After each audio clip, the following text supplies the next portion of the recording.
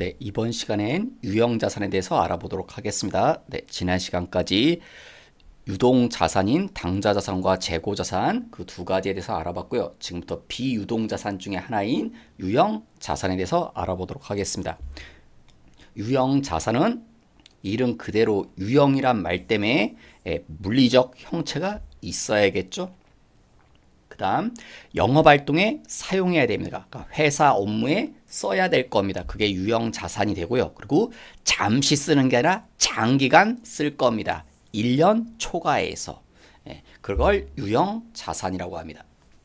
밑에 동그라미 1번에 인식 조건이라고 있는데 이건 거의 뭐 자산의 인식 조건은 거의 다 똑같습니다. 여러분 공통적으로 들어가는 것들이 미래 경제적 효입의 유익 가능성이 매우 높아야 된다. 이 말은 내가 여기 자산이 있으면 이걸 이용해서 앞으로 미래 경제적 효익, 돈을 벌 수 있어야 된다는 소리입니다. 내가 이걸 활용해서 앞으로 돈을 벌어 나가겠다. 수익을 창출할 수 있겠다. 그게 첫 번째 말의 의미고요. 그 다음 두 번째, 자산의 원가를 신뢰성 있게 측정할 수 있어야 된다. 내가 자산을 취득했으면 이걸 얼마에 취득했는지 알 수 있겠죠. 그래서 이 두 가지는 거의 모든 자산의 공통적인 요건입니다. 그 다음에 중요한 거 여기 취득 원가가 나옵니다. 취득 원가는 언제나 중요합니다. 취득 원가에는 뭐가 포함되어야 된다? 부대의 비용이 포함되셔야 됩니다. 그게 기업회계 기준에 의하면 이런 사례들이 있습니다. 먼저 시험에 잘 나오는 건요. 니은 잘 나옵니다. 외부 운송 및 취급비. 이게 뭐냐면 이제 시험에선 이렇게 주죠. 매입 운임 얘기하는 겁니다. 물건 사올 때의 운반비, 취득 원가다.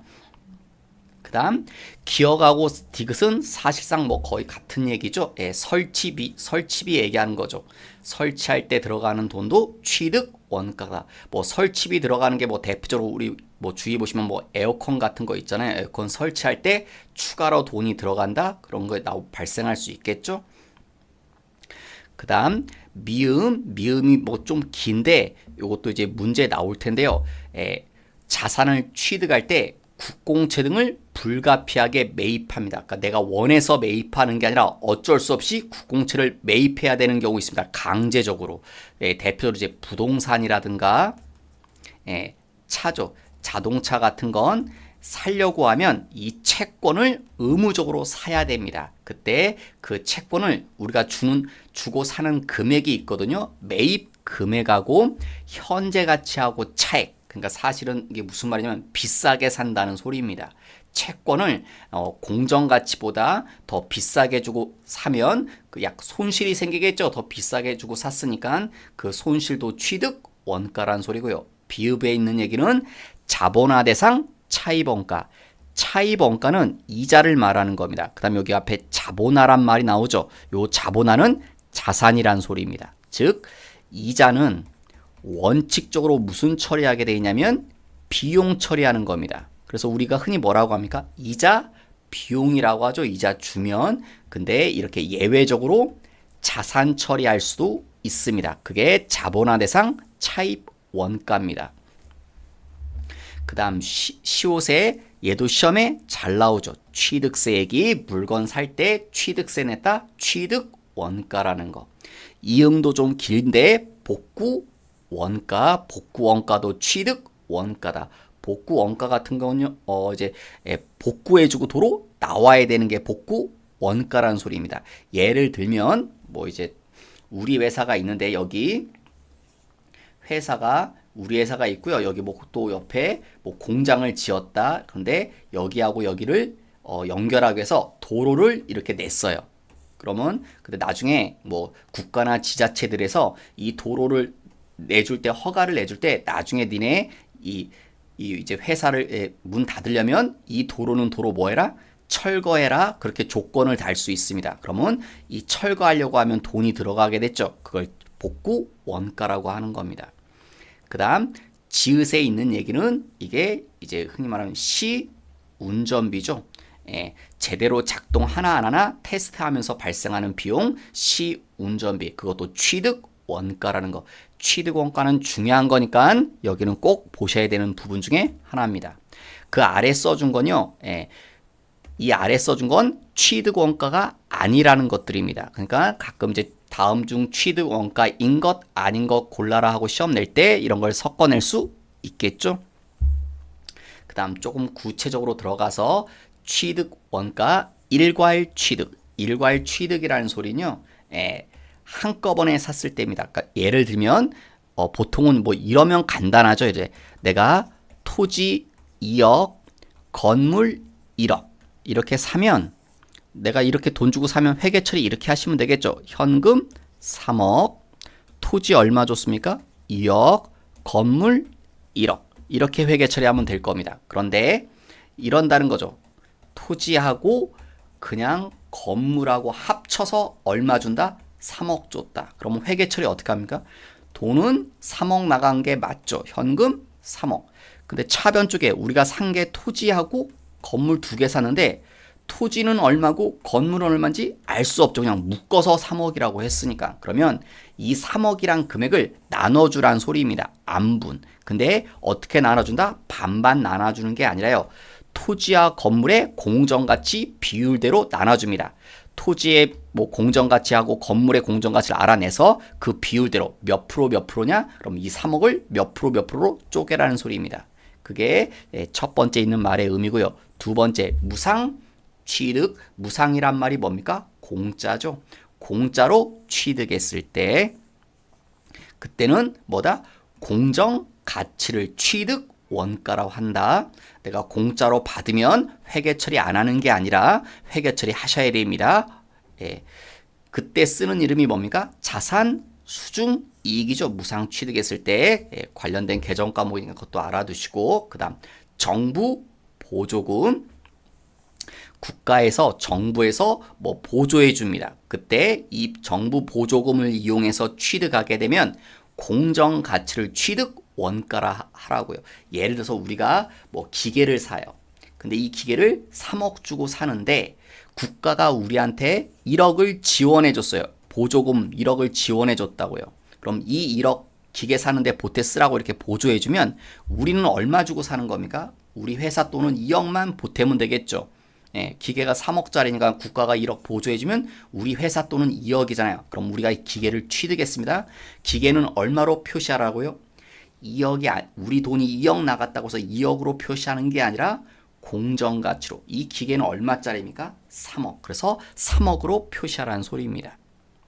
그 다음 밑에 참고인데 이건 시험에 잘 안 나옵니다. 상환 의무가 있는 정부 보조금. 시험에 딱 한 번 나왔는데 쉽습니다. 상환 의무가 있다는 건 무슨 말입니까, 여러분? 국가에서 보조를 해줬는데 상환 의무가 있던 건 우리가 돈을 갚아줘야 된다는 소리입니다. 그냥 국가가 돈을 빌려준 겁니다. 그래서 뭐라고 하면 됩니까? 차입금이라고 하시면 됩니다. 근데 국가가 이렇게 돈을 빌려주는 게 보조금이 좋죠? 왜냐면 일단 이자가 쌉니다. 거의 뭐 이자 저리로 받고요. 그 다음에 기간도 장기로 하죠. 그래서 차입금이라는 개정 과목을 사용합니다. 보통 이제는 장기 차입금이라고 아마 쓸 겁니다. 왜냐면 상환 기간이 좀 길거든요. 그래서 장기 차입금이라고 하시면 됩니다. 근데 중요한 건 위에 겁니다, 여러분. 그 다음에 현물 출자. 현물 출자는요. 출자가 뭡니까? 자본을 투자하는 걸 출자라고 하죠. 보통 출자는 이렇게 이루어지죠. 회사가 있으면 이게 이 사람이 우리 회사한테 투자하는 거죠. 그럼 우리는 이 사람한테 뭘 줍니까? 대가로? 주식을 주죠. 투자했다는 증거로. 그래서 이 사람이 뭐가 되는 겁니까? 주주가 되죠. 이때 주주가 우리 회사에 투자할 때 뭐로 투자합니까? 현금으로 투자합니다. 그래서 현금으로 하는 게 원칙인데 현금으로 투자하지 않고 물건으로 투자했다고요. 그래서 현물 출자 그렇게 부르는 겁니다. 물건으로 뭐 토지라든가 건물 그런 물건을 내놓고 주식을 가져갔다는 겁니다. 그때는 뭐를 공정가치로 하냐? 우리가 물건을 받았다고 그랬죠. 주주한테. 그러면 그 취득한 자산의 공정가치라든가 취득한 자산의 공정가치가 확실하지 않을 땐 우리 회사가 준 주식이 있잖아요. 그 주식의 공정가치를 취득 원가로 취합니다. 그 다음 교환. 교환은 바꾸는 거죠. 물물 교환인데 교환은 두 가지 종류가 있습니다. 첫째, 이종 교환. 서로 사용 용도가 다른 것끼리 바꾸는 거고요. 동종 교환은 비슷한 것끼리, 사용 용도가 비슷한 것끼리 바꾸는 걸 동종 교환이라고 합니다. 근데 그 가로 옆에 이종 교환은 손익 동그라미, 그러니까 손익을 인식한다는 소리고요. 동종 교환은 손익을 인식하지 않는다는 소리입니다. 그러니까 손익 계정 과목이 나오지 않습니다. 왜 그렇게 하냐면요. 동종 교환은 그냥 이런 게 동종 교환입니다. 우리 회사가 뭘 줍니다. 예를 들어서 뭐 이렇게가 차를 주고 차를 받습니다. 용도가 똑같아요. 그러면 우리 회사 입장에서는요. 뭐 이 차를 주고 새로운 차를 받았지만 우리 회사 입장에선 사용하는데 아무 차이점이 없다는 겁니다. 그러니까 동종 교환은 그래서 우리 회사는 아무 차이점이 없기 때문에 손익이란 걸 굳이 나타낼 필요가 없는 겁니다. 근데 이종 교환은 이렇게 보는 겁니다. 이종 교환은 회사가요. 여기 누구랑 이렇게 바꾸는데 예를 들어서 우리는 차를 주고 기계를 받는다. 용도가 다른 것끼리 이렇게 할 때 이걸 이런 과정으로 봅니다. 뭐냐면 이렇게 교환을 했지만 우리 회사가 누군가한테 차를 팝니다. 팔면 돈을 받겠죠. 그 돈을 가지고 기계를 사온 것처럼 봅니다. 그러면 우리 회사가 누군가한테 차를 팔 때는 팔았으니까 뭐가 생깁니까? 손익이 발생하겠죠. 그래서 이종 교환일 땐 손익을 인식한다는 논리입니다. 이건 용도가 다르기 때문에 그런 겁니다. 이때 취득원가 보시면 이종 교환은요. 제공한입니다. 제공한 자산의 공정가치. 동종 교환은요. 제공한 자산의 뭐? 장부가액. 제공한이라는 말이 뭡니까? 우리가 준 거. 공정가치 아래 건 장부가액. 그러니까 시험에 어떻게 내겠습니까? 오답 낼 때 가장 많이 오답 내는 스타일은 얘랑 바꿔서 내겠죠. 비슷한 구성이니까. 그 다음에 여기를 또 바꿀 수도 있습니다. 제공한이 아니라 받은이라고. 받은이 아니죠. 한. 준 겁니다. 제공받은 게 아니라. 말장난으로 조심하시고. 그 다음 또 중요한 거. 철거. 철거는 다 아시죠, 여러분? 근데 이 철거 상황이 두 가지 상황이 있습니다. 먼저 위에 게 더 중요합니다. 취득 후 철거. 취득 후 철거는 뭡니까? 우리가 이걸 취득해서 토지하고 건물을 산 다음에 이 건물을 사서 헐어버릴 겁니다. 철거하고 건물을 다시 지으려고 합니다. 그때는 이 건물도 돈 주고 사야 되죠. 근데 기껏 돈 주고 사가지고 부셔버리는 거잖아요. 그럼 돈 아깝지 않은가요, 여러분? 돈 주고 사가지고 부셔버릴 걸 뭘 돈 주고 삽니까? 근데 왜 그렇게 했겠습니까, 여러분? 그 사람이 그걸 모르는 게 아니라 이 사람은 이 건물에 대한 대가를 줬지만 이 사람이 원한 건 이 건물을 보고 산 게 아니죠. 다 뭘 보고 산 겁니까? 이 땅을 보고 산 거죠. 그래서 전부 다 뭐로 한다? 토지의 취득 원가로 처리합니다. 요게 중요합니다. 그 다음 관련돼서 알아야 될 거. 그래서 이게 세금 계산서를 수취할 때 뭐가 돼야 됩니까? 54번 불공이 되셔야 됩니다. 공제받을 수 없다. 왜요? 토지와 관련한 매입세액이라서 같이 연결시켜서 알아두셔야 됩니다. 그 다음 사용 후 철거. 이건 사서 뽀개는 거지만 이제 사용 후 철거는요. 이 건물을 우리 회사가 계속 썼습니다. 쓰다가 너무 오래 써가지고 헐어버릴 겁니다. 그리고 다시 지으려고 합니다. 사용 후 철거할 때는 이게 토지의 취득원가가 아니라 그냥 무슨 처리한다? 비용 처리해버립니다. 이 건물을 헐어버리면 우리 건데 헐어버리잖아요. 그럼 당연히 우리 회사에 뭐가 됩니까? 손실이 됩니다. 그래서 그때 쓰는 계정 과목이 유형자산 처분 손실이라는 얘기입니다. 그 다음 그 밑에 동그라미 3번. 동그라미 3번도 중요한 얘기입니다. 취득 후의 원가. 이제 다 산 다음에 얘기. 산 다음에도 돈이 나갈 겁니다. 그러니까 취득 후의 원가는 거의 이런 얘기죠. 수리비 주는 거. 근데 이 수리비 두 가지로 나눈다는 거. 하나는 자본적 지출, 또 하나는 수익적 지출. 여러분 자본적 지출은 이 말하고 같은 겁니다. 자산, 수익적 지출은 비용입니다. 자본적 지출은요, 고쳤을 때 돈이 많이 들어갑니다. 고쳤을 때 목돈이 들어가고요. 수익적 지출은 좀 금액이 소액입니다. 그 다음 자본적 지출은 그래서 돈이 많이 들어갔기 때문에 고치고 나면 더 좋아집니다. 그래서 뒤에 보시면 증대, 연장, 원가 절감, 향상, 더 좋아지는 개념입니다. 그런데 수익적 지출은요, 고쳤는데 유지, 회복, 그냥 원래대로입니다. 그래서 소액이 들어가는 거고요. 그래서 자본적 지출은 자산 처리해라. 그 말은 이런 계정 과목 쓴다는 겁니다. 토지를 고쳤다, 토지. 건물을 고친다, 건물. 기계를 고쳤다, 기계 장치. 그런 계정 과목을 쓰면 되고요. 수익적 지출은 비용으로 한다고 그랬죠. 그때 쓰는 이름이 수선비 아니면 차량, 유지비. 둘 중에 하나 쓰시면 됩니다. 그 다음 또 중요한 거, 유형 자산은 시험 파트에서도 중요합니다, 여러분. 자산은 재고 자산하고 유형 자산이 특히 중요해서 유형 자산도 거의 다 중요한 내용들입니다. 4번에 가시면 감가상각이 나오죠. 감가상각이 뭐다? 합리적 기간에 걸쳐서 뭐한다? 비용 배분화하는 과정을 감가상각이라고 합니다. 요 한 단어라도 기억해 두세요. 뭐라고? 비용 배분하는 거다. 그게 감가상각입니다. 감가상각을 하려면 세 가지를 알아야 됩니다. 그게 3요소고 취득원가, 잔존가치, 내용, 연수 세 가지가 반드시 있어야 감가상각을 계산할 수 있습니다. 감가상각을 하는 방법은 여러 가지가 있습니다. 뭐 대표적인 방법이 여기 있지만 정액법, 정률법, 연수학계법, 생산량 비례법, 뭐 조업도 비례법 똑같은 거라고 생각하십시오. 생산량 비례법, 조업도 비례법. 자, 여러분 당연히 여러분 얘는 알고 계셔야 됩니다. 정액법 그리고 최소한 정률법까지는 계산할 수 있어야 됩니다. 연수학계법도 시험에 나오는데요. 연수학계법도 하실 수 있으면 좋은데 최소한 정액법과 정률법은 반드시 알아야 됩니다. 계산하는 방법을. 그 다음에 정률법은요. 이거 외울 필요는 굳이 없습니다. 여러분. 이거 구할 수 없습니다. 이 루트를.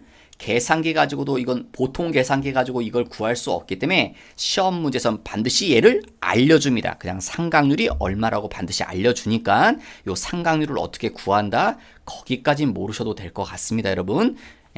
여기까진 꼭 알아두시라는 소리죠. 여러분. 정액법은 너무 쉬울 테니까 정액법은 매년 똑같은 거니까 정액법은 당연히 뭐 쉬우니까 당연히 알아두셔야 되고요. 정률법까지 꼭 알아두시라는 거. 그 다음 요 밑에 장부가액이라는 표현도 여러 번 나왔죠, 여러분. 장부가액, 취득가액에서 누계액을 빼주면 그걸 장부가액이라고 한다는 거. 장부가액이라는 개념은 꼭 알고 계셔야 되니까. 그 다음에 감가상각의 회계 처리는 두 가지 방법이 있습니다. 직접법이 있고 간접비가 있는데 직접법은 자산을 직접 감액시키는 거고요. 간접법은 간접적으로 누계액이라는 계정 과목을 이용하는 건데 간접법을 인정하고 있습니다. 직접법은 인정이 안 돼서 제가 선으로 이렇게 그어놔서 그래서 우리 다 이렇게 회계 처리하죠. 누계액으로. 그 다음 그 밑에 감가상각의 시작과 중지. 감가상각은 언제 시작한다? 요건 시험에 나온 적 있습니다. 몇 번. 조심할 건 취득한 때부터가 아닙니다. 내가 산 때부터 감가상각은 시작하는 게 아니라 사용 가능한 때부터 감가상각은 시작합니다. 예를 들면 뭐 우리가 에어컨을 사잖아요. 5월 1일 날 에어컨을 샀어요. 취득했다. 근데 에어컨은 사자마자 쓸 수 없죠. 왜? 누가 와야 됩니까? 에어컨 설치하시는 분이 오셔야 되죠. 그래서 5월 10일 날 에어컨을 설치했다. 그러면 이제 에어컨은 언제부터 쓸 수 있는 겁니까? 이때부터 쓸 수 있죠. 사용 준비가 이때 다 완료됐죠? 그럼 5월 10일부터 감가상각을 한다는 소리입니다. 산 때부터가 아니라. 그 다음 감가상각을 중지하는 거. 네, 사용을 중단하면. 근데 여러분 이 말에 앞에 말도 있어야 됩니다. 왜 사용을 중단했대요? 더 이상 쓸 계획이 없습니다. 이걸 뭐 해버릴 거예요? 처분, 팔아버릴 거예요.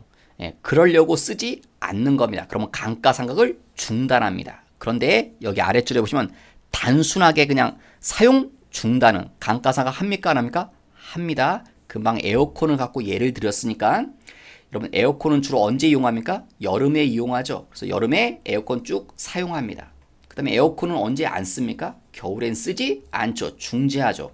그리고 다음 연도 여름이 되면 다시 어떻게 합니까? 에어컨을 사용하겠죠. 자, 그러면 이때 에어컨을 겨울 때 에어컨 중지했죠. 사용 안 하죠. 감가상각 합니까 안 합니까? 하는 겁니다. 이렇게 단순하게 중지하는 건 사용 안 하는 건 이때도 감가상각을 하는 겁니다. 언제 안 한다고요? 처분 예정으로 더 이상 사용 안 할 겁니다. 더 이상 사용 안 하려고 중지했다. 그러면 감가상각을 그때부터는 안 한다고요. 그 다음 여기 비상각자산. 비상각이란 말은 아닐 비자가 붙었네요. 감가상각을 하지 않는다. 세 가지입니다. 뭐? 토지. 땅은 감가상각을 안 합니다. 이유는 토지는 내용 연수가 무한대입니다. 그 말은 토지는 영원히 쓸 수 있죠. 그래서 감가상각을 하지 않고요. 건설 중인 자산은 감가상각을 왜 안 합니까? 감가상각은 사용 가능한 때부터 감가상각을 시작한다고 그러는데 건설 중인 자산은 사용 가능한 상태가 아니죠. 그러니까 감가상각을 안 하는 거고 세 번째 건 금방 위에서 설명드렸고 그 다음 밑으로 내려오시면 인식 시점 이후의 측정이라고 해서 이걸 뭐라고 말하면 재평가라고 합니다. 재평가. 네, 재평가는요 매 보고기간 말에 매년 하는 겁니다. 그러니까 결산 때마다 하는 겁니다. 한 번 하는 게 아니라 매번 재평가하는 겁니다. 재평가 왜 하냐면 가치가 확 떨어진 거죠. 그걸 재평가라고 합니다. 근데 재평가는 두 가지 형태가 있습니다. 재평가가 여러분 시험에 뭐 깊게 나올 것 같진 않고요. 그냥 재평가 나오신다고 하면 한 번 하는 게 아니라 매 보고기간 말마다 한다는 거 원가 모형이 있고 재평가 모형이 있는데 원가 모형은 이걸로 합니다. 취득 원가에서 감가상각 누계액 빼주고 그 다음에 가치가 떨어졌다고 그러죠. 그걸 손상차손 누계액이라고 해서 빼줍니다. 그걸 장부 가액, 그러니까 회사 장부에 그 금액으로 기록하는 겁니다. 근데 재평가 모형은요, 뭐로 이용합니까? 여기가 공정가치죠. 공정가치에서 누계액 빼서 손상차손 누계액 뺀 금액을 장부에 기록합니다. 그 다음 여기 손상 보시면 요 손상차손 누계액 나왔죠? 요거 구할 때 매 보고기간 말에 한다고 그랬죠. 이건 회수 가능액이 장부가액보다 뭐 하시면요, 하락하면 떨어졌을 때 그걸 손상이라고 합니다. 근데 이 회수 가능액은 뭐냐? 순 공정가치와 사용가치 둘 중 무슨 금액? 큰 금액이 회수 가능액이 됩니다. 순 공정가치는요, 이걸 팔아서 회수할 수 있는 돈입니다. 실제로 회수되는 금액을 순 공정가치로 봅니다. 뭐 시험에 뭐 깊게 나올 것 같진 않아서 근데 요거는 뭐 요 정도 말은 물어볼 수는 있을 것 같습니다. 회수 가능액이 뭐냐? 순 공정가치와 사용가치 중 큰 금액, 그걸 회수 가능액이라고 한다. 그 다음 손상 차손, 손상을 입었을 때 손상 차손은 뭐로 처리합니까? 영업의 비용으로 처리한다는 거. 그 다음 이 가치가 다시 오를 수 있습니다. 그걸 환입이라고 하는데 오르면 영업의 수익으로 처리합니다. 영업의 수익으로 처리하는데 그때 환입시킬 땐 뭐가 있다고요?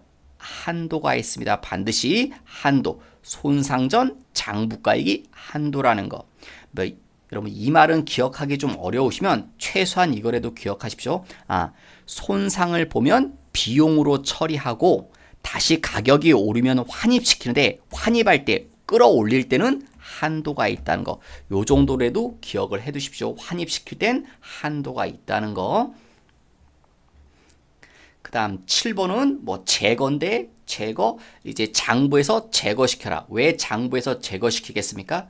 이 유형자산을 안 가지고 있으니까요. 안 가지고 있은 이유는 뭐겠습니까? 팔아버렸겠죠. 매각하거나 아니면요 폐기하거나 갖다 버려버리든가 이러면 제거되겠죠. 우리가 안 갖고 있으니까. 그러면 처분가액이 장부가액보다 크면 당연히 뭐가 생깁니까? 이익이. 그때 쓰는 이름이 유형자산 처분 이익이고 거꾸로가 되면 처분 손실이죠. 그 다음에 요거는 밑에 참고로 좀 보십시오. 뭐 참고로만 그냥 제 생각에 쓸까 안 쓸까 고민하다가 그냥 참고로 써놨는데 나올지는 몰라서 그냥 한번 읽어보십시오. 뭐 너무 깊은 내용이라서 설명은 안 드리도록 하겠습니다. 여기서는 나중에 이런 내용들은 전산세무 1급 과정에서는 설명을 드릴 텐데 세무 2급에서는 굳이 자세히 이것까지는 알 필요가 없으실 것 같아서 시험에 나올 가능성이 좀 떨어져서 그렇습니다, 여러분. 그 다음에 이제 좀 보충적인 설명으로 해서요. 정부 보조금에 대해서 좀 설명을 드리려고 합니다. 정보조금, 자산 관련 보조금이 있고요. 정보조금은 크게 수익 관련 보조금이 있습니다. 자산 관련 보조금은요. 국가의 정부에서 보조금을 줄 때 너희 무슨 자산 취득하는데 보태 쓰라고 주는 겁니다. 수익 관련 보조금은요. 그냥 너희가 알아서 써라 그러고 준 게 수익 관련 보조금입니다. 대표로 자산 관련 보조금은요.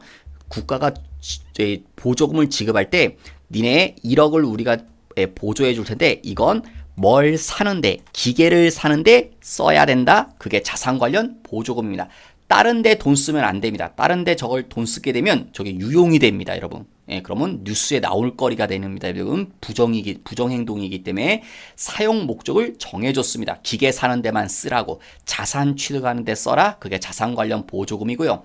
수익 관련 보조금은 그냥 뭐 1억을 주면 니네가 알아서 써. 그게 수익 관련 보조금입니다.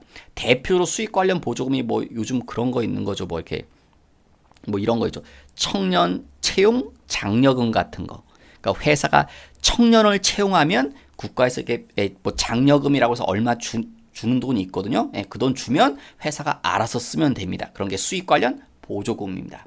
근데 우리한테 중요한 건 위에 겁니다.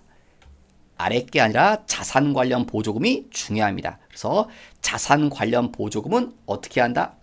자산에서 차감하는 형식으로 기재합니다. 요게 시험 문구에선 요게 자주 나오는 겁니다. 수익 관련 보조금은 그렇게 중요하지 않습니다, 여러분. 수익 관련 보조금은 그냥 손익 처리하시면 됩니다. 그래서 지금 밑에 사례를 써놨는데 이건 자산 관련 보조금에 대한 사례들입니다. 자, 그러면 이걸 가지고 밑에 회계 처리 내용을 해보도록 하겠습니다. 자, 먼저 첫 번째 19년 6월 1일 날 기계를 샀습니다. 기계 구입 목적으로 정부 보조금 1억, 그러니까 국가로부터 1억을 받았어요. 그럼 회계 처리 해보시면 차변이 뭐다? 돈 받았으니까 현금 1억. 대변이 뭐라고 하냐면 정부 보조금인데요. 중요한 말은 이 정부 보조금이 뭐다? 차감 성격이라고요. 어디서? 자산에서. 근데 어느 자산에서 지금 빼주냐면 요 자산에서 빼주는 겁니다. 왜 그러냐? 그러면 재무상태표에 우리 회사 장부에 이렇게 기록합니다. 오른쪽에 보이시는 것처럼 현금 1억. 당연히 현금 1억이 있죠. 받았으니까. 그리고 그 밑에 정부 보조금 1억. 국가에서 지원해준 돈 1억이 있죠. 근데 얘는 성격이 뭐라고요? 차감입니다. 빼줍니다. 그럼 얼마입니까? 0이죠. 왜 이렇게 표기하냐? 국가에서 1억을 줬는데요. 저 1억은 없다고 생각하셔야 됩니다. 그러니까 현금 1억이 있지만 궁극적으로는 없다고 생각하라는 소리입니다. 왜? 내 마음대로 쓸 수가 없습니다. 이런 거 생각해 보십시오, 여러분. 엄마가 자녀한테 너 참고서 사야 돼 하고 10,000원을 줬습니다. 참고서 사라고 10,000원을 줬습니다. 근데 이 자녀가 길 가다가 보니까 분식집이 보여요. 떡볶이가 맛있어 보여. 그래서 떡볶이를 이 10,000원 가지고 사 먹으면 됩니까? 안 됩니까? 안 되죠. 설사 주머니에 저 10,000원이란 돈이 있어도 떡볶이를 사 먹는데 쓰면 안 되죠. 참고서 쓰는데 써야 되잖아요. 그러니까 주머니 속에 손을 집어넣었을 때 10,000원짜리가 잡혀도 저 돈은 없다고 생각하셔야 된다는 소리입니다. 그래서 자산에서 차감하는 형식으로 기재하는 겁니다. 그 다음에 여러분 6월 1일 회계 처리는 쉬울 겁니다. 이건 회계 1급 정도 수준입니다. 그러니까 시험이 쉬우면 요걸 낼 겁니다. 6월 1일자 정말 쉽게 내면. 그 다음에 19년 10월 1일 날 드디어 기계를 샀습니다. 얼마에? 3억에. 자, 그러면 당연히 돈이 나가겠죠. 현금 3억이 나가고 기계장치 얼마? 3억입니다. 아까 우리 자산의 취득원가 할 때 여기 정부 보조금에 의해서는 뭐로 취득원가다? 공정가치. 기계의 공정가치 3억짜리 샀죠? 3억으로 표기하는 겁니다. 그 다음에 회계 처리가 한 번 더 하셔야 됩니다. 뭐? 이제 이 보조금은요, 없어질 겁니다. 이 보조금은 사라집니다. 차변 가서 없앱니다. 왜 없애냐고요? 이제 더 이상 국가에서 지원해준 돈은요, 우리가 현금 형태로 가지고 있지 않죠. 기계 사는데 썼기 때문에 현금 형태로 가지고 있지 않으니까 이 보조금은 없애버리고요. 새로운 보조금이 생깁니다. 근데 이 보조금은 성격이 뭡니까? 기계의 차감 성격입니다. 왜? 국가가 지원해준 돈 1억은 이제 우리가 뭐로 가지고 있는 겁니까? 이 속에 있는 거죠. 기계 형태로 있기 때문에 기계 사는데 썼기 때문에 기계 속에 있는 겁니다. 그래서 기계의 차감 성격입니다. 여러분 여기 개정 과목이 서로 똑같다고 해서 같은 건데 같은 거 아닙니다. 밑에 성격이 다른 겁니다. 이제 얘는 더 이상 없어진 겁니다. 그러면 장부에는 어떻게 표현되냐면 우리가 뭘 샀습니까? 기계를. 얼마짜리요? 3억. 그리고 그 밑에 기계에서 차감하는 정부 보조금이라고 그랬죠. 그래서 정보조금 1억 빼서 2억 이렇게 표기되는 겁니다. 그러니까 우리는 기계 3억짜리가 있는데 우리 돈은 2억 들어갔다는 소리입니다. 그래서 시험이 조금 어려우면 이걸 물어볼 겁니다. 그래서 이건 충분히 여러분 시험에 물어볼 수 있습니다. 세무 2급이라면 이건 충분히 물어볼 겁니다. 10월 1일자 분계. 자, 이거보다 더 어려운 분계는요. 결산대를 물어볼 겁니다. 결산대. 결산대 뭘 해야 됩니까? 감가상각을 해야 되죠. 그래서 감가상각 회계처리를 물어볼 겁니다. 좀 어려우시면 자, 그러면 감가상각을 하는데요. 감가상각 자 어떻게 한다고 했습니까? 정액법 해볼까요, 여러분? 취득 원가에서 잔존가치 빼서 매년 똑같이 내용연수로 나눠주죠. 그러면 취득 원가 얼마입니까? 3억이죠. 3억 주고 샀으니까 일단 잔존가치 0으로 한다고 그랬고 나누기 내용 연수 5년. 그러면 3억 나누기 5년 하니까 얼마 나옵니까?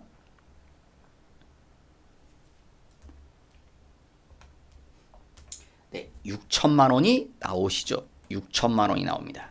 근데 이게 감가상각비가 아니죠. 왜? 이 6천만 원 1년 동안에 6천만 원이죠. 감가상각비가. 우리는 이 기계 언제부터 사용합니까?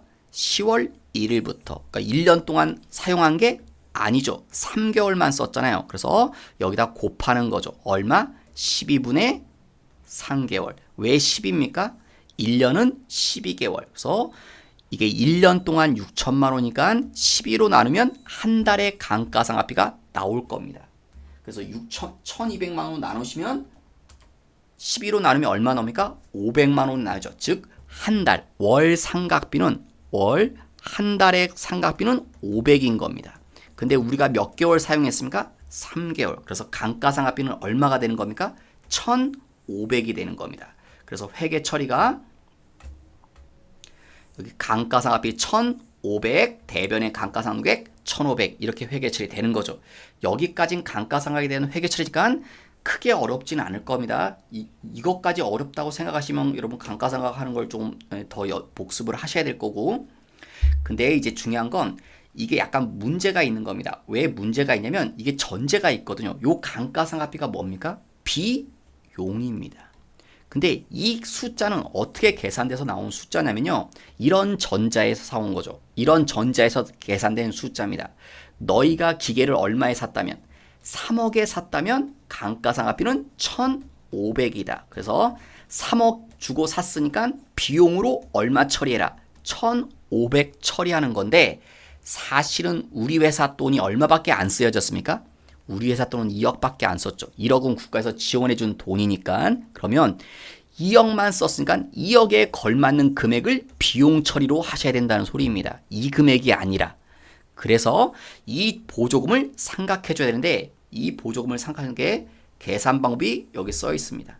하단 쪽에 자, 정부 보조금 보조금은요. 국가에서 나한테 지원해 준 돈이 얼마입니까? 1억이었죠. 1억 곱하기 자, 비율만큼 하는 겁니다. 비율만큼. 전체 감가상각 대상금액. 전체 감가상각 얼마 해야 됩니까? 3억 해야 되죠. 기계장치 3억 주고 샀으니까 잔존 가치가 없으니까 감가상각 대상금액은 3억이죠. 얘가 뭡니까? 감가상각 대상금액? 취득원가에서 잔존 가치 뺀 거죠. 감가상각 대상금액. 취득원가 얼마라고요? 3억. 잔존 가치 0. 그래서 3억이죠. 그다음 분자는 감가상각비 비율만큼. 감가상각비 올해 얼마 했습니까? 1,500 했죠. 이거 계산하시면 얼마 나오냐면 이게 500만 원 나옵니다. 그래서 이 중에 500만 원은 빼야 되는 겁니다. 반대쪽 가서 감가상각비를 줄여주고 그만큼 뭐요? 정부종이 상계 처리되는 겁니다. 500만 원. 그래서 요 회계처리를 추가로 하셔야 됩니다. 근데 저는 보여드리려고 이렇게 했지만 시험 보실 때는 뭐 아마 하나로 해갖고 얘를 쓰지 않고 왜냐면 얘랑은 요 계정가봉 서로 똑같죠. 그러니까 어떻게 쓰라고 하겠습니까, 여러분? 얘를 쓰지 말고 여기를 얼마로 수정하면 됩니까? 1000. 그래서 계정가봉 이렇게 3개로 회계 처리하시면 될 겁니다. 그러니까 시험이 어려우면 이렇게 낼 겁니다. 세무 2급은 예 충분히 낼 수 있으니까 10월 1일자 반드시 알아두셔야 되고요. 좀 어려우면 결산 때 얘도 낼 수 있습니다. 그러면 장부에 어떻게 표현되냐면 이렇게 표현될 겁니다. 기계장치 3억 취득원가 그 다음에 감가상각 누객 얼마요? 1,500. 그 다음 정부 보조금 차감이니까 정부보조금도 밑에 딸려 나옵니다. 정부보조금 얼마? 처음에 얼마 있었습니까? 1억. 근데 그 중에 얼마가 사라졌습니까? 500이. 그럼 여기가 9,500으로 표현됩니다. 그러면 3억에서 1,500 빼고 9,500 빼면 얼마 나옵니까? 1억 9천이 나옵니다. 그래서 이걸 뭐라고 부릅니까? 이게 장부 가액입니다. 계산 문제로 이렇게 물어볼 수 있습니다. 기계장치의 장부가는 얼마냐? 이렇게 12월 31일 날 기계장치의 장부가는 얼마냐? 1억 9천입니다. 감가상각 누객도 빼줘야 되고 정부 보조금도 빼줘야 됩니다. 20년의 회계처리 똑같습니다. 단지 다른 점은 감가상각비가 얼마입니까? 이제 20년에는 1년 동안 썼으니까 1년 동안의 감가상각비가 나오겠죠? 그 다음에 이 중에 또 2천만 원은 떨궈져 나가야 되죠. 왜? 또 이 2천만 원이라는 숫자 어떻게 나온 겁니까? 똑같은 방법으로 요거죠 요거 어떻게 하면 됩니까?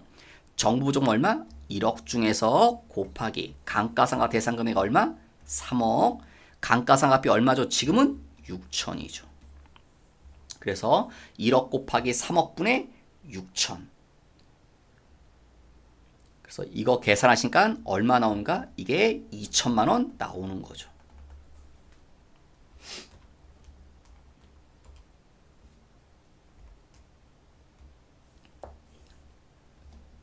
그래서 정보조금이 2천만 원 상계 처리되셔야 됩니다. 그러면 여기서 또 2천만 원이 사라지니까 이게 7,500이 된 거죠.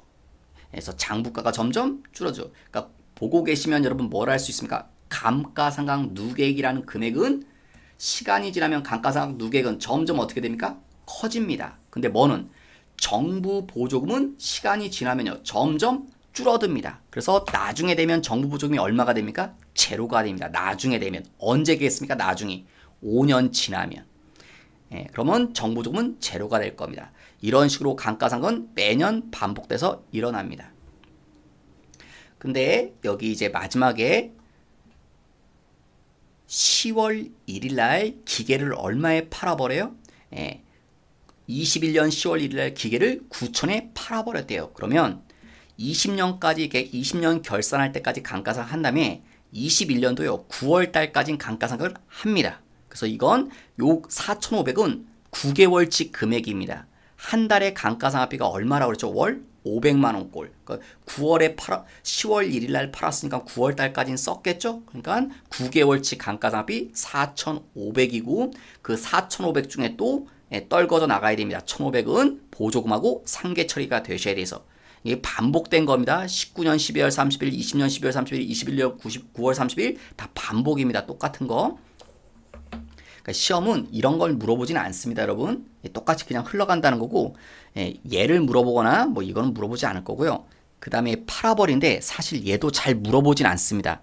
아마 이건 거의 시험에 나올 확률이 없는데 그냥 그래도 이제 스토리상 끝까지는 해보겠습니다. 자, 그러면 기계를 팔았죠? 그럼 대변 가서 뭐가 사라집니까? 기계가. 여기 숫자 뭐로 사라져야 됩니까? 취득 원가로 사라지고, 그 다음에 차변이에요. 누구도 사라져야 됩니까? 감가상각 누계액도. 왜? 팔면 얘가 없어지죠. 팔면. 그러면 얘가 없으면 뒤에 따라다니는 얘들도 다 사라져야 되기 때문에 얘네들도 없어지는 겁니다.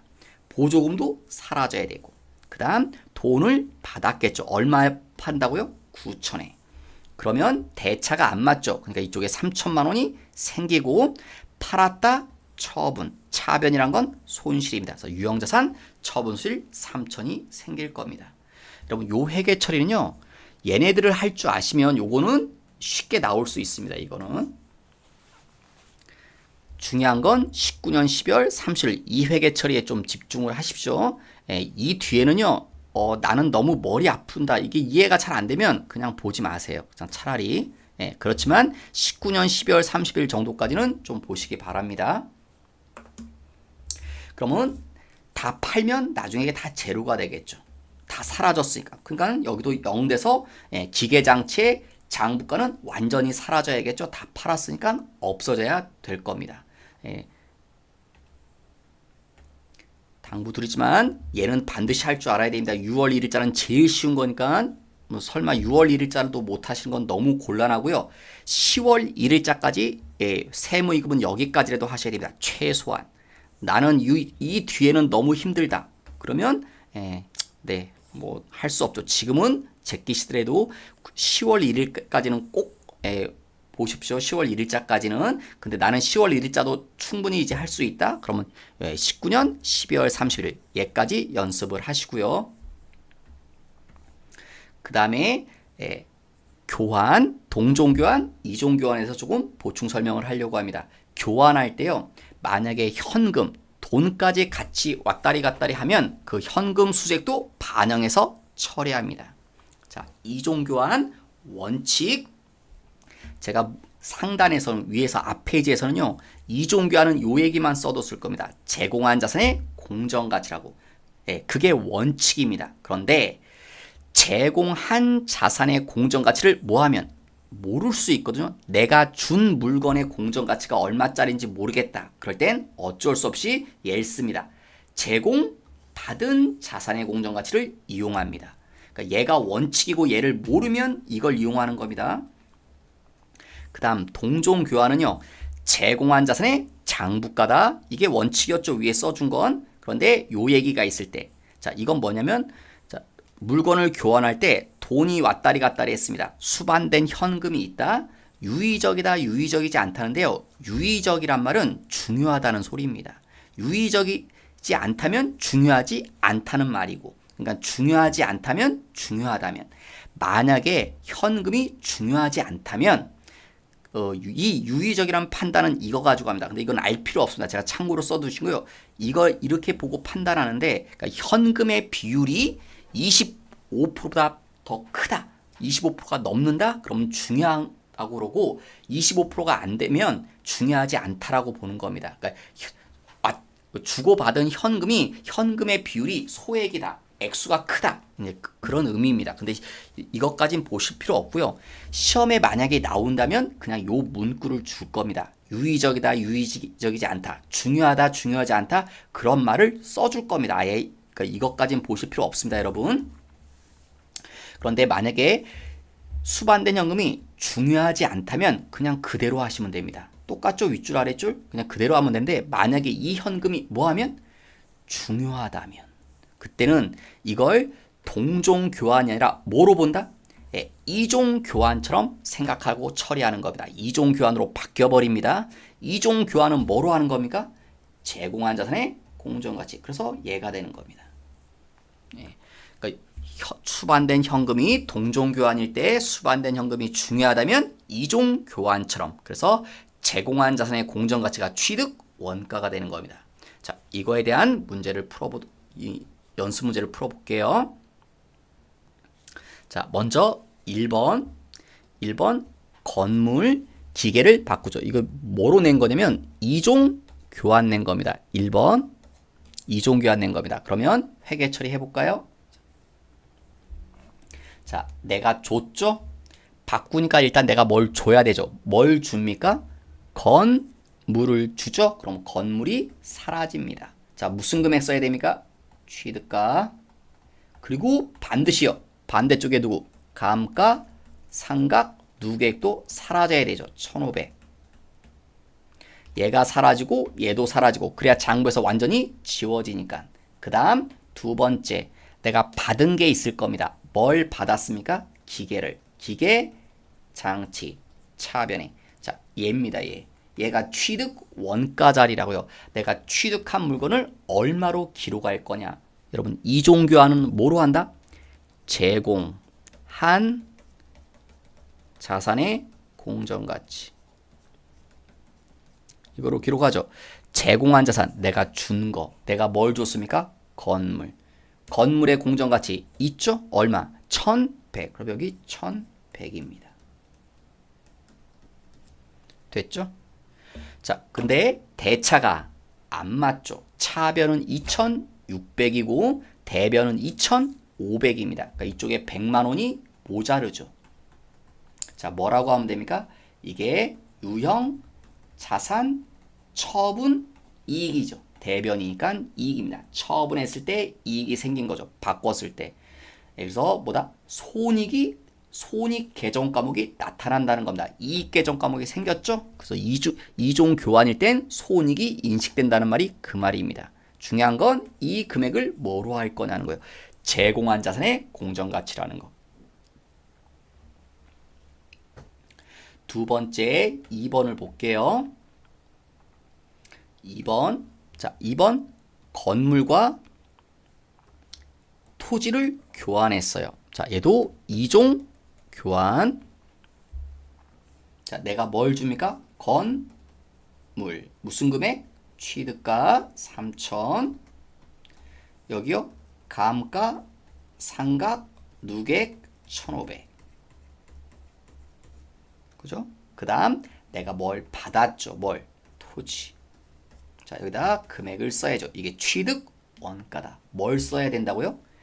제공한 자산의 공정가치. 내가 제공한 게 뭐죠? 건물이죠. 공정가치요. 안 써있죠. 예, 그러니까 모른다는 소리입니다. 그러니까 여기다 쓸 수가 없죠. 이 건물의 공정가치를 모르니까. 그럼 뭘 쓴다?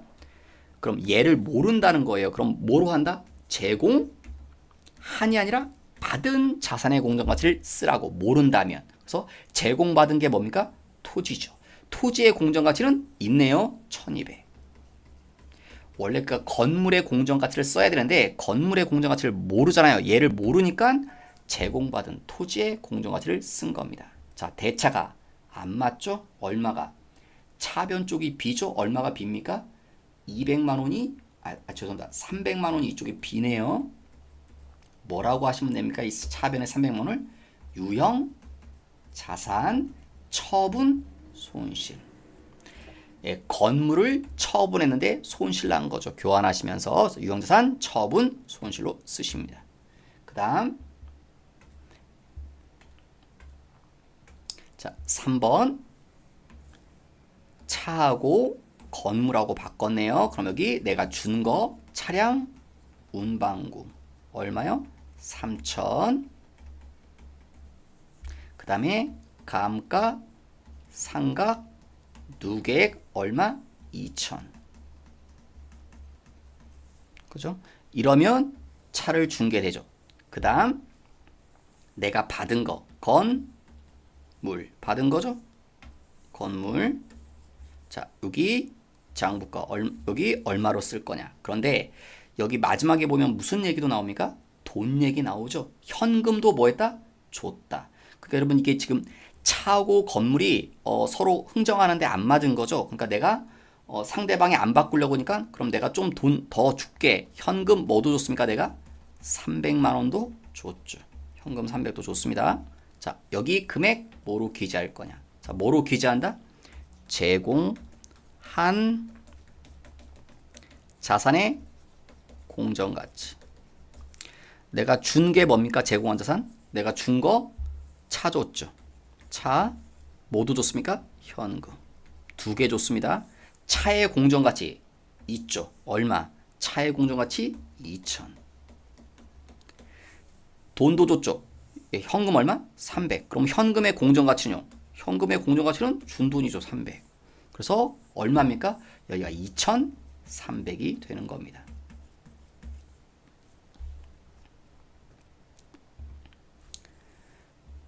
중개 2개래서 그래서 이 현금 수수액도 반영시키란 말이 그 의미입니다. 예. 그러면 대차가 안 맞죠. 차변이 얼마입니까? 4,300. 이쪽은 3,300. 그럼 1,000만 원이 이쪽에 비네요. 자, 뭐라고 하시면 됩니까? 이거 처분 이익이죠. 유형 자산 처분 이익 될 겁니다. 자, 여기까지 연습해 본 문제가 다 뭐에 대한 문제입니까? 요 세 개는 죄송합니다. 이종 교환 문제였습니다. 이종. 다른 것끼리 바꿨을 때. 그럼 밑으로 내려가서 이제 4번부터는요. 동종 교환 얘기입니다. 4번부터는 동종에 대한 얘기라는 거. 자, 뭐랑 뭐랑 바꾼대요? 기계와 기계. 같은 것끼리 바꾼다. 동종 교환으로 가정하시고, 자, 그럼 준 거. 기계, 장치. 얼마요? 취득가 3천. 습관적으로 누구 써야 됩니까? 반드시 감가, 상각, 누계. 얘도 사라져야 되죠. 1,000. 그 다음 내가 받은 거 뭐 받았다고요? 기계, 장치. 여기다 쓰는 게 취득, 원가다. 자, 동종교환은 뭐 씁니까? 제공, 한 자산의 장부가액. 내가 준 게 이거죠. 이 기계 뭐요? 장부가. 장부가가 뭡니까? 취득가에서 누객 빼야 된다고. 그래서 장부가 아셔야 된다고 여러분. 취득가에서 누객 빼는 거. 그럼 얼마입니까? 2천이죠. 3천에서 1,000 빼면 2천. 이러니까 뭐가 맞아버리죠? 대차가 맞죠. 그러니까 여기 4번은요. 1, 2, 3번하고 비교하시면 이런 계정 과목이 안 나온다고요. 뭐 처분 이익이나 처분 손실이 안 나오죠. 그래서 손익이 안 나타난다고요. 인식하지 않는다. 동종 교환일 땐 경제적 실질이 유지되기 때문에 그렇습니다. 그 다음 5번도 동종입니다. 같은 것끼리 바꿉니다. 기계랑 기계랑. 자, 주는 거 기계 장치 얼마요? 취득가 2,500. 내가 준 거. 그럼 반대편에 꼭 쓰라고 그러죠. 감가, 상각, 누계. 얼마? 1,600. 그 다음 또 현금 돈 뭐 이게 물건끼리만 바꾼 게 아니라 돈도 좋네요. 내가 준 게 돈도이네요. 현금 얼마? 100. 그 다음 자, 차변에 뭐다? 내가 뭘 받았죠? 뭘 받았습니까? 기계, 장치. 받은 물건. 자, 여기 금액 얼마로 기재할 거냐? 자, 그런데 여기 돈도 지금 이 상태로는 동종 교환이죠. 동종 교환인데 뭐까지 왔다 갔다 했습니까? 돈까지. 그죠? 돈도 왔다 갔다 했죠. 그런데 이 현금은요. 뭐래요? 유의적이지 않다. 그러니까 이 현금은 좀 중요성이 좀 떨어진다. 그러니까 현금이 뭐 조금 왔다 갔다 했나 보죠. 차지하는 비중이 좀 낮다는 거예요. 그러니까 굳이 이 돈은 크게 중요하지 않다라고 본다는 거죠. 그럼 계속 뭐로 봅니까? 동종 교환으로 가는 겁니다. 계속 이 현금에 차지하는 비율이 중요하지 않아서 그냥 동종 교환으로 한다. 동종 교환으로 하면 어떻게 됩니까? 제공한 자산의 장부가. 그게 취득 원가죠. 자, 제공한 자산이 뭡니까? 기계 줬죠. 자, 요 기계 줬지 않습니까? 요 기계. 맨 위에 있는 기계. 장부가 얼마예요? 요거 빼는 게 장부가라며요. 2,500에서 1,600 빼면 얼마입니까? 900이죠.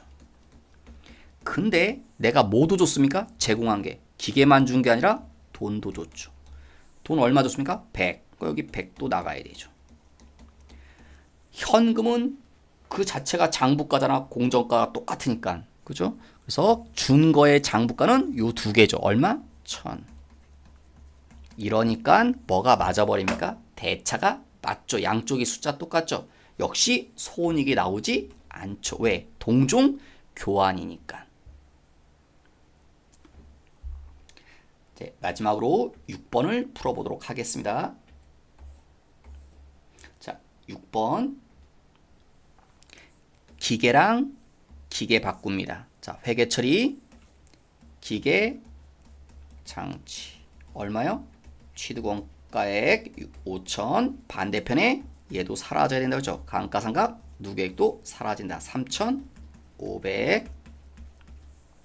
자, 내가 뭘 받았죠? 뭘 받았습니까? 기계, 장치를 받았죠. 받은 거. 기계, 장치. 자, 그런데 돈 얘기 또 나오죠. 근데 이제는 돈을 내가 뭐 합니까? 준 게 아니라 뭐다? 내가 오히려 좀 손해나서 안 바꾼다고 해나 봐. 이 상태로 그냥 상대방이 기계랑 기계랑 바꾸자는데 내가 좀 불만족스러우니까 상대방이 나한테 돈을 더 얹어준대요. 나 현금도 받았네요. 얼마? 현금 받은 거, 현금은 액수가 정해 600. 자, 여기 써야 되는데, 자, 이게 지금 무슨 교환입니까? 이 상태로 기계랑 기계랑 바꾸니까 동종 교환이죠. 거기에 뭐까지 오고 갑니까? 현금까지. 근데 이 현금이요, 뭐 하대요? 유의적이다, 중요하대요. 그러면 얘를 뭐로 본다고요? 이종 교환으로 바뀐다는 거. 그죠?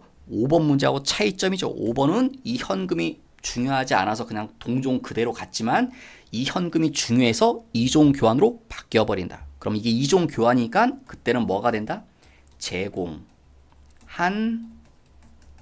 자산의 뭐요? 공정 가치. 네, 이렇게 되는 거죠. 그러면 내가 준 게 뭡니까, 여러분? 준 거, 제공한 자산의 공정가치 준 거요. 예, 요 기계죠. 준 거, 요 기계죠. 이 기계의 공정가치가 얼마입니까? 2천. 이 2천이, 이 금액은 2천이 되는 거죠.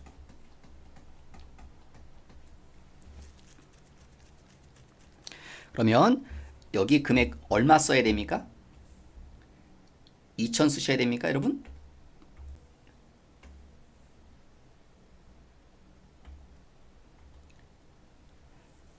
여기 써야 되는 금액은 얼마 쓰셔야 됩니까? 2천인데 내가 받은 게 요 두 개죠. 그럼 여기 얼마만 쓰면 돼요? 1,400. 예, 그래 합이 2천이니까 여러분 대차가 맞습니까? 안 맞습니까, 여러분?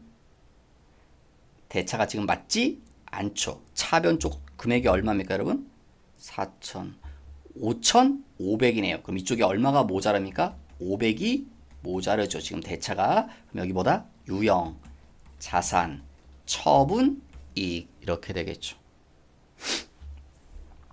지금 제가 다양하게 문제를 풀어봤는데 여러분 시험에서 가장 중요한 건 두 문제입니다. 뭐? 가장 기본적인 형태. 일단 이거는 푸실 수 있어야 됩니다, 여러분. 몇 번 문제? 1번. 이게 1번 문제. 이게 1번 문제가 이종교환의 가장 기본 문제고요. 그 다음 4번. 1번과 4번 문제는 꼭 푸실 수 있어야 되고요. 그 다음 좀 더면 2번 문제까지. 최소한 요 3개 정도는 푸실 수 있어야 됩니다. 예, 그 다음에 나머지 조금 여유가 있으면 나머지 문제도 풀어보시고 최소한 1, 4번 문제가 가장 기본입니다, 여러분. 1번 문제와 4번 문제가 해결이 안 되면 다른 문제 보셔도 해결이 안 됩니다, 여러분. 1번 문제, 4번 문제를 보시고 그 다음에 조금 되시면 2번, 3번 문제를 그 다음에 보도록 하십시오. 그리고 2, 3번 문제도 되면 5, 6번 문제를 보시고 그런 순서로 나가시는 게 이 아이가 더 편합니다. 한꺼번에 모든 걸 다 하는 게 부담스러울 수 있어서 말씀을 드린 겁니다. 1, 4번 문제를 꼭 하시고 나는 자신 있다? 그럼 2, 3번 문제를 푸시고 이것도 된다? 그럼 5, 6번 문제를 그 다음에 보시고 이상으로 여기까지 마치고 이 본 내용으로 해서 다음 시간엔 문제를 풀어보도록 하겠습니다. 수고 많으셨습니다.